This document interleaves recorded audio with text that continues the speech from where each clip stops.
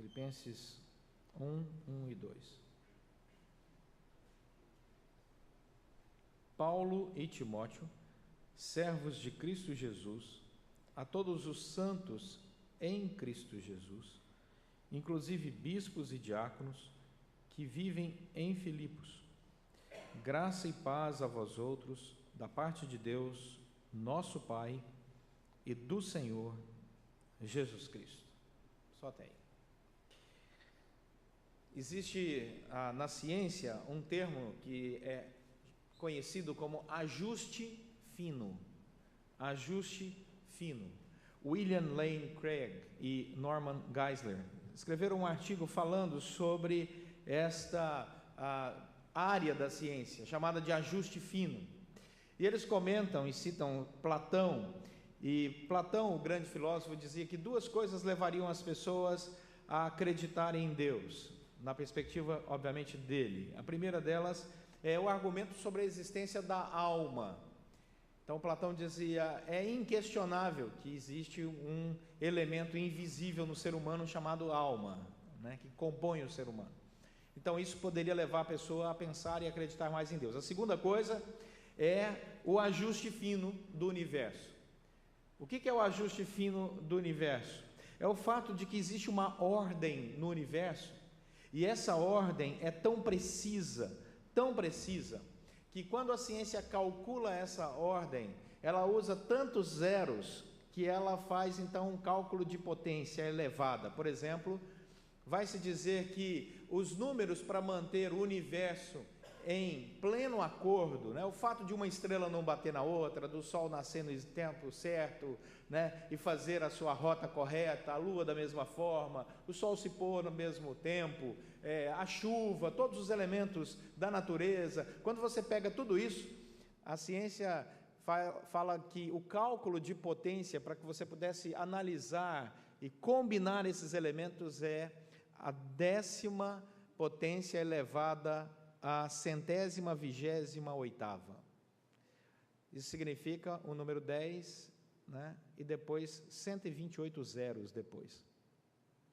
Esse é o cálculo. Vou repetir para você, às vezes você não entendeu. 128 zeros depois do 10, para você entender, né, o que é esse ajuste fino do universo.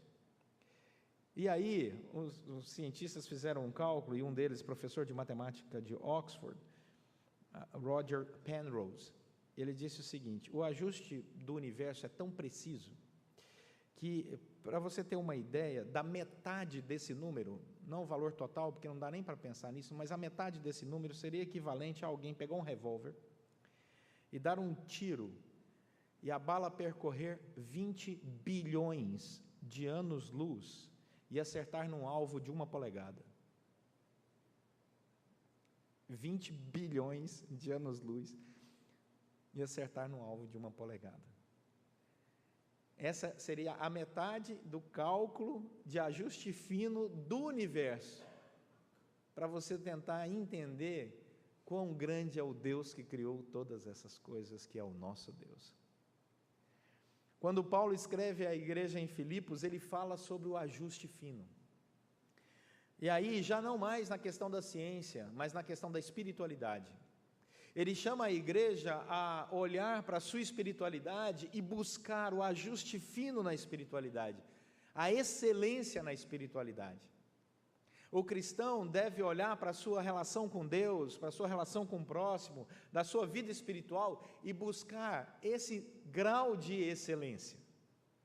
Não é dado ao cristão um convite de, ok, você já conhece a Cristo como seu Senhor e Salvador? Está tudo bem. A Bíblia não diz isso, a Bíblia diz assim: aprimore-se, aprimore-se, aprimore-se, conheça mais da palavra, conheça mais da verdade, conheça mais o Deus que se revela na palavra, aprimore-se, amplie seus horizontes, né? Alargue as suas tendas. A Bíblia diz: não fique parado no conhecimento de Deus. E aí Paulo escreve para essa igreja em Filipos, e ele está muito feliz com essa igreja. É uma carta chamada a Carta da Alegria, porque Paulo vê nessa igreja sinais de excelência cristã, características de um povo em progresso, mas também ele encontra ali certos problemas. Como nós sabemos, e já vimos hoje pela manhã, essa carta foi escrita num contexto em que Paulo estava preso. E estava preso provavelmente em Roma. É uma das cartas da prisão.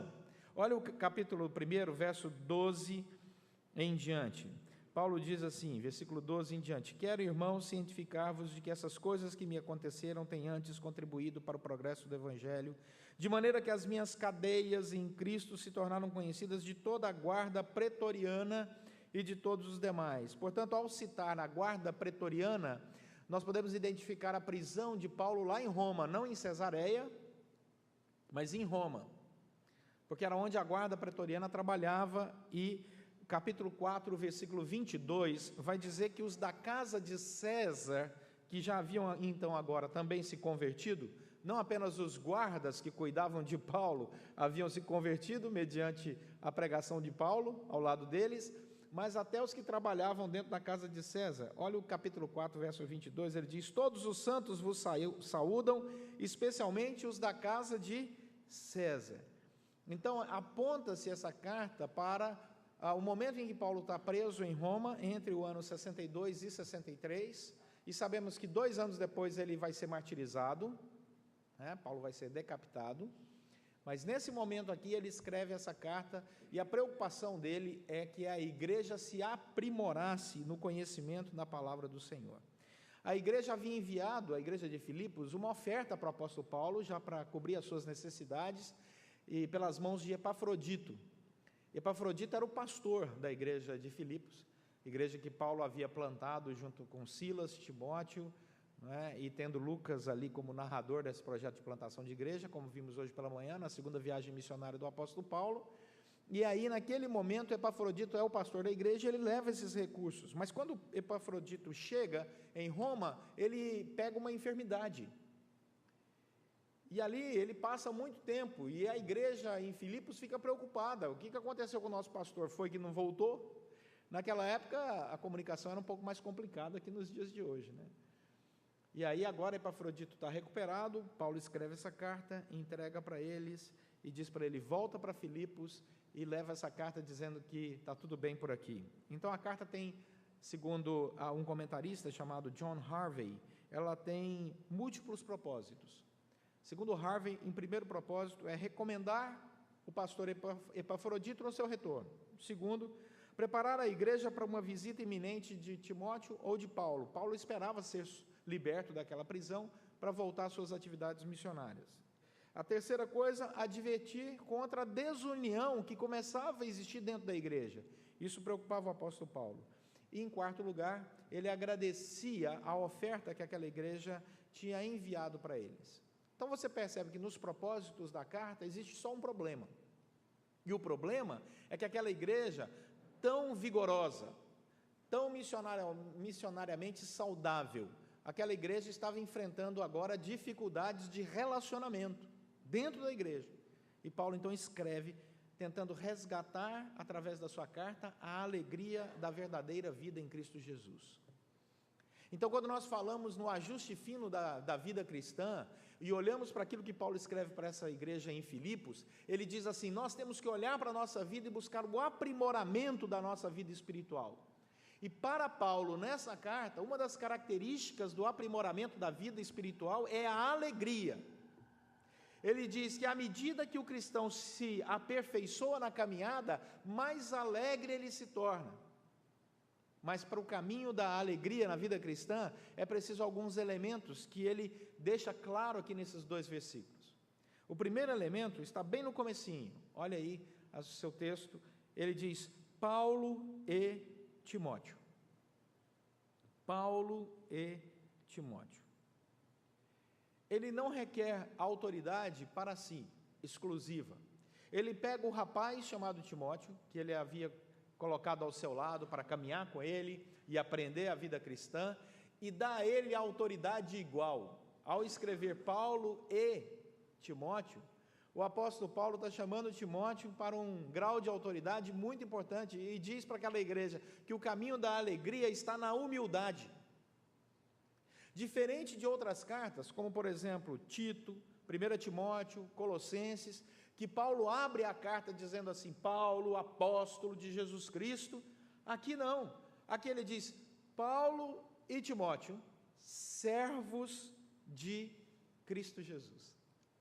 Ele abre a mão do título apostólico para que a igreja, já na primeira linha da sua carta, entenda que o caminho da alegria, o caminho da unidade, o caminho da paz, o caminho da bênção passa, em primeiro lugar, pela humildade.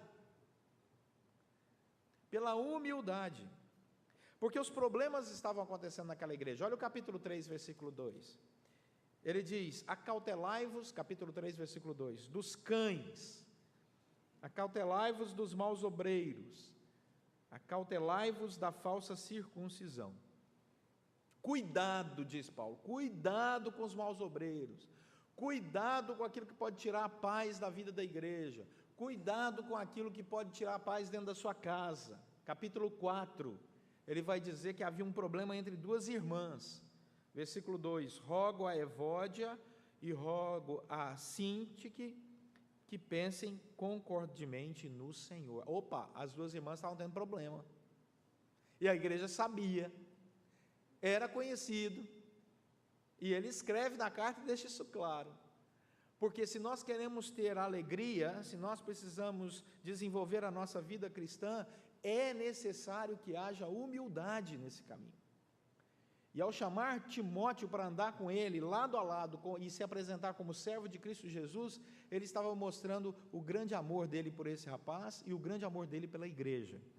No capítulo 2, versos 19 a 22, F.F. Bruce, um comentarista, chama a nossa atenção para o cuidado de Paulo com Timóteo. Ele diz, capítulo 2, versos 19 em diante: espero, porém, no Senhor Jesus, mandar-vos Timóteo o mais breve possível, a fim de que eu me sinta animado também, tendo conhecimento da vossa situação. Porque a ninguém, olha que frase forte, tenho de igual sentimento que sinceramente cuido dos vossos interesses, pois todos eles buscam o que é seu próprio, não o que é de Cristo Jesus.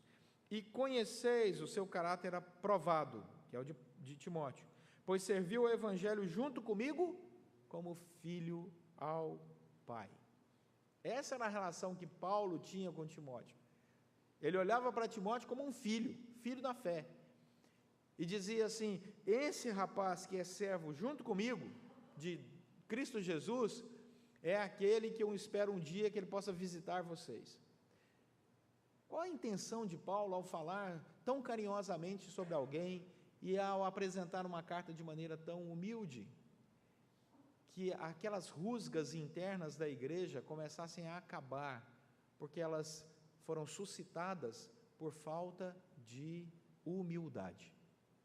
Grande parte dos nossos problemas relacionais nascem da dificuldade, ou se revelam na dificuldade de sermos humildes o bastante, e de entendermos que nós não somos senhores de nada, e apenas servos, e estamos aqui para servir a Deus e ao próximo como a nós mesmos. Esse é o exemplo que Jesus deixou para nós em Lucas capítulo 22, quando ele vai dizer que maior é aquele que serve do que aquele que é servido, ao dar o exemplo de alguém que está à mesa.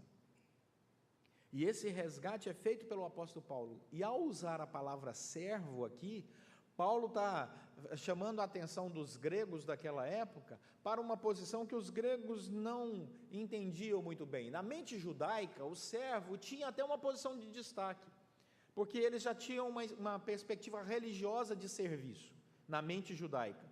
Mas como ele está escrevendo para um grupo que também é grego, esse grupo, ao ver essa palavra aqui, servo, se arrepiou. Espera aí, o servo é o terceiro depois de ninguém.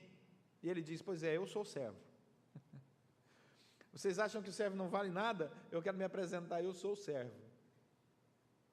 E aí a igreja começa a descobrir que esse caminho da alegria está num coração humilde, mas que busca a unidade. Olha o que o texto continua dizendo: Paulo e Timóteo, servos de Cristo Jesus, a todos os santos em Cristo Jesus. O Senhor é o mesmo. Eu sou servo, vocês são santos, ele diz. Mas o segredo de ser santo é quando se está em Cristo Jesus. E ao dizer todos os santos, Paulo coloca todo mundo junto, Não há um grupo melhor que outro, todo mundo é santo. E a palavra santo, vocês sabem muito bem, significa alguém que é separado por Deus para servir a Deus. Deus chama todos nós de santos, pessoas separadas por Ele, para sermos esse povo que serve ao Senhor no dia a dia com alegria. Santo aqui não significa totalmente puro, 100% puro. Isso é uma tradição posterior e um desenvolvimento teológico posterior, não veterotestamentário e não neotestamentário. É algo que vem depois, porque o santo aqui nesse contexto é alguém que o Senhor separou. E é interessante que ele diz, olha aí o versículo 1, a todos os santos em Cristo Jesus, inclusive bispos e diáconos que vivem em Filipos.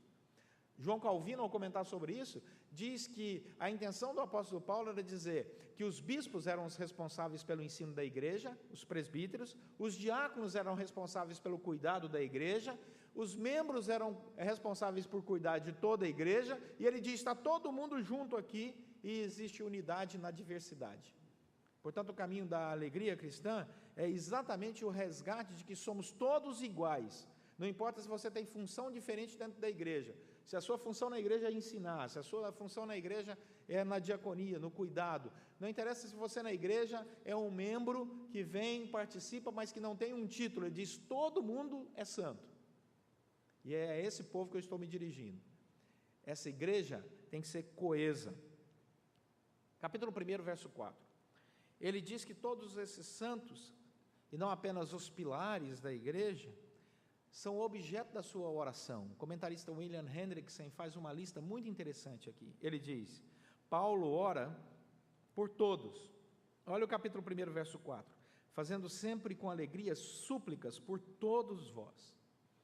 Todo mundo, ele está orando por todos. Versículo 7 do capítulo 1, ele ama a todos. Aliás, é justo que eu assim pense de todos vós, porque vos trago no coração, seja nas minhas algemas, seja na defesa e confirmação do Evangelho, pois todos são participantes da graça comigo, eu vos trago, no meio do versículo 7, trago todos vós no meu coração, amo todos vocês. Versículo 8, eu tenho saudade de todos vocês, né? Deus é testemunha da saudade que tenho, não de alguns, mas de todos vós. Versículo 25, ele quer a companhia de todo mundo, diz o versículo 25, e convencido disso, estou certo de que ficarei e permanecerei com todos vós, para que o vosso progresso e gozo da fé. Capítulo 4, versículo 21, ele saúda a todos, saudai cada um dos santos em Cristo Jesus. Todo mundo aqui receba o meu abraço. Qual a intenção do apóstolo Paulo e por que Deus preserva esse cumprimento aqui, essa introdução dessa carta dessa forma? É para dizer que no reino de Deus não há acepção de pessoas. Paulo diz, nós precisamos aprender com a humildade, esse é um caminho de alegria, nós precisamos aprender no caminho da unidade, esse é o caminho da alegria. É por isso que ele enfatiza tanto, todos, todos, todos, não escapa ninguém, não escapa ninguém. Agora, voltando lá para o versículo 1, todos esses estão em Cristo Jesus. A reconciliação de Cristo Jesus nos transformou. John Darwin, ele fala sobre essa transformação, ao dizer que o nosso caráter, e essa expressão em Cristo Jesus, molda o nosso caráter por causa da graça de Deus. 172 vezes nas cartas de Paulo, a expressão em Cristo ocorre, 172 vezes, e todas elas têm um objetivo, e o objetivo é mostrar para nós, em primeiro lugar, que o fato de estarmos em Cristo Jesus, essa nova posição, nos faz pessoas alcançadas pela sua obra redentora. Nós podemos dizer que estamos em Cristo Jesus porque Cristo Jesus nos redimiu. Uma pessoa que não foi redimida em Cristo Jesus, não experimentou esse toque da graça de Deus, a fé, ela não pode dizer que está em Cristo Jesus, porque ela não conhece esse fator maravilhoso, o ato que a gente chama na teologia, o ato monérgico do Espírito Santo, o toque do Espírito Santo na nossa vida que nos faz crer em Deus, e nos insere na comunidade daqueles que estão em Cristo Jesus na perspectiva redentiva. Segunda característica é que o resultado de estar em Cristo Jesus faz com que nós possamos andar corporativamente, ou seja, somos parte de um corpo, porque estamos em Cristo Jesus. Nós não temos um outro corpo, não pertencemos a outro grupo. Nós não pertencemos a qualquer outro grupo tão importante como a igreja do Senhor Jesus Cristo. Estamos em Cristo Jesus, inseridos nesse corpo por causa da redenção, daquilo que Cristo fez na cruz por nós, porque Ele morreu e ressuscitou por nós ao terceiro dia, porque pela obra redentora, agora Ele nos insere no seu corpo. E isso expressa, em terceiro lugar, um relacionamento íntimo e pessoal em Cristo Jesus. Olha o capítulo 2, versículo 1 de Filipenses.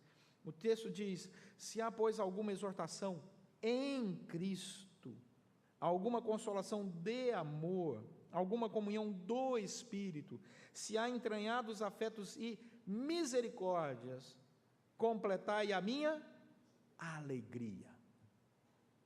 Quando nós estamos em Cristo, a alegria, ela é pessoal, ela é também comunitária, porque nós estamos na igreja, ela é também um louvor pela redenção daquilo que Deus fez por nós.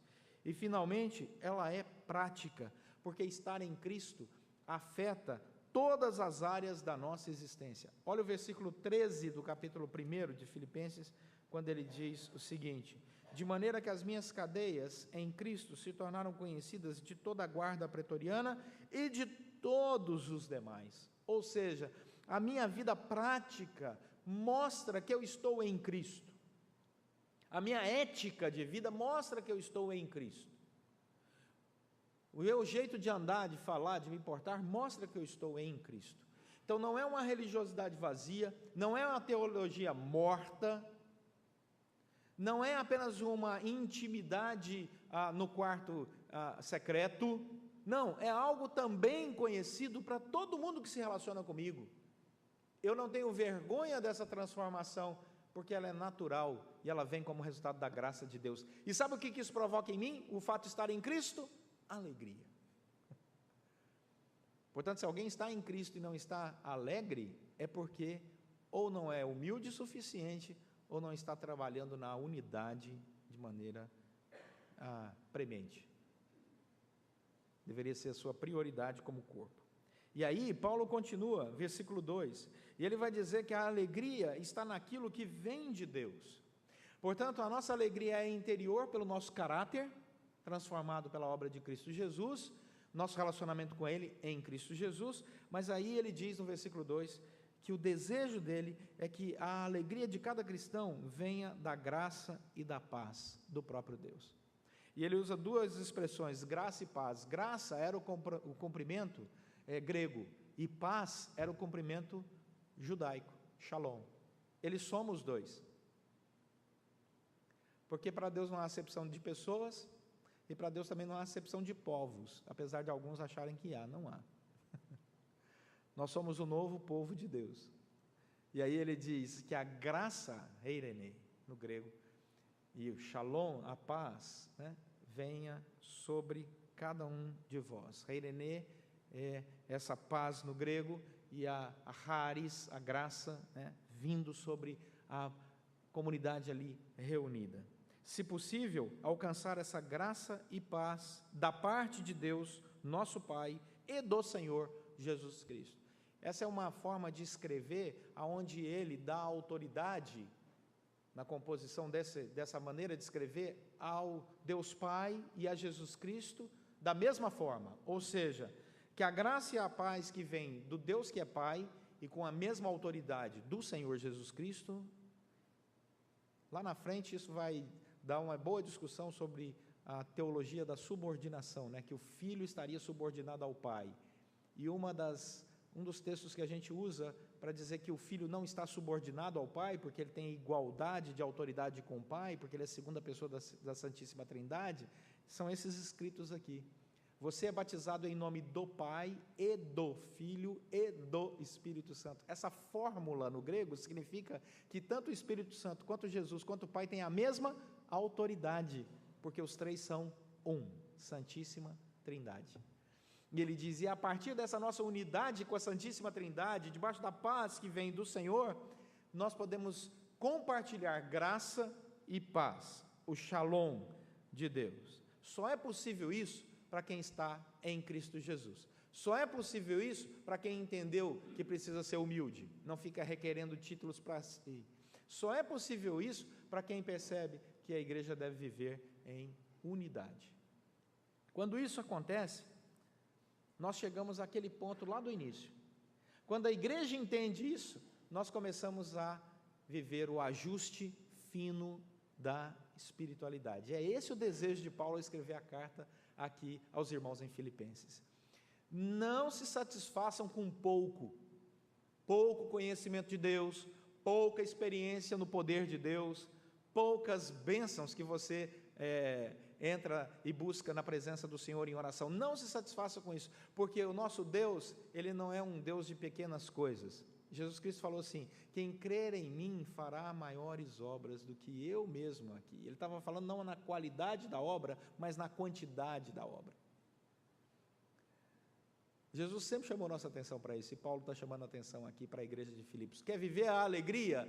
Pois então seja humilde, busque a unidade e descanse na graça que vem de Deus e procure a paz nos seus relacionamentos.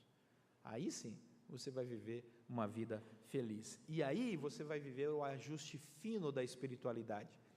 E sabe qual é a potência do ajuste fino da espiritualidade? Já que a gente tem mais ou menos um cálculo, né, científico para probabilidade, né, daquilo que existe no universo, o cálculo de potência é infinito,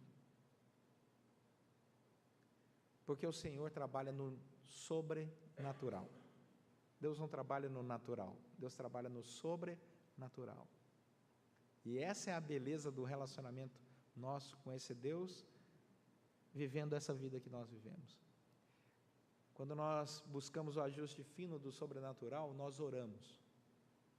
E quando nós oramos, doentes são curados, pecadores são transformados.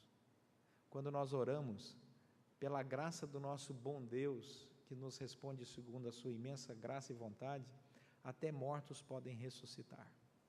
E é isso que o Novo Testamento conta de capa a capa. Portanto, Paulo conclui aqui essa introdução, e nós concluímos com ele, que o cristão deve olhar para a sua vida não mais com uma limitação de tempo e de espaço, porque Deus não nos chamou para sermos limitados a tempo e espaço. Deus nos chamou para vivermos uma outra dimensão, aqui nessa terra, como Paulo vai dizer, mas com a mente nas coisas de Deus, indo além daquilo que se espera. Eu gosto muito da expressão de John Haggai. John Haggai é um grande líder que Deus tem usado ao longo dos anos e anos. Ele diz assim: sonhe coisas tão grandes, mas tão grandes no reino de Deus, que só Deus estando nelas para poder dar certo. Só Deus estando nelas para poder dar certo. E é isso que Paulo diz: vamos fazer o nosso ajuste fino na nossa espiritualidade. Amém? Vamos orar.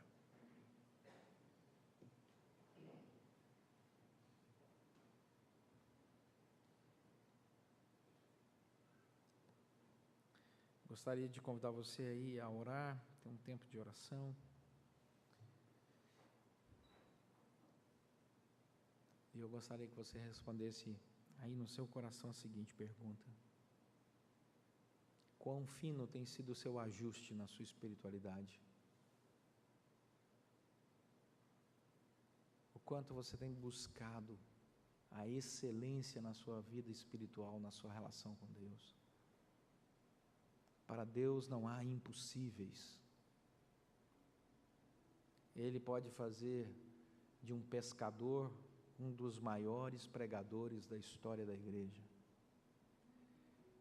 Ele pode fazer de um homem que errou grandemente, chegando a perseguir a sua igreja, e encarcerar cristãos, no maior pregador do Novo Testamento.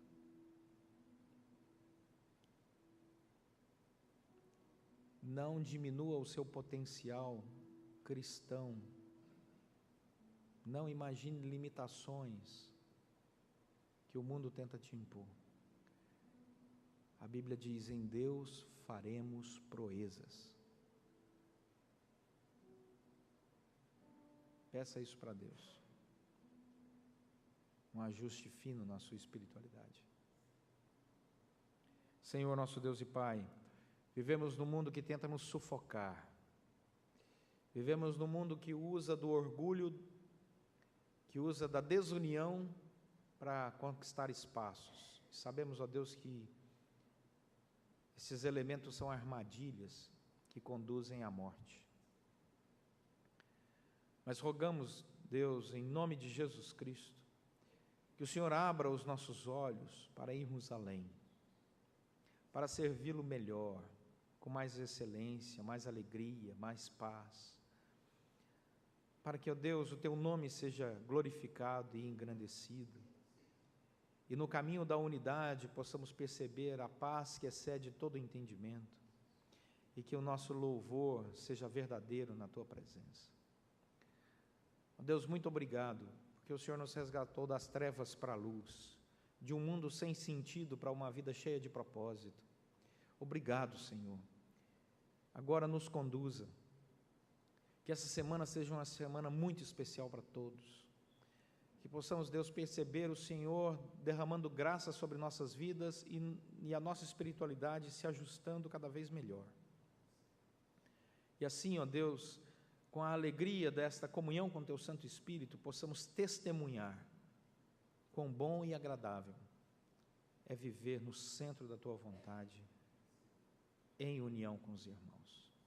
Que o Senhor nos abençoe assim, pois oramos em nome de Jesus Cristo. Amém.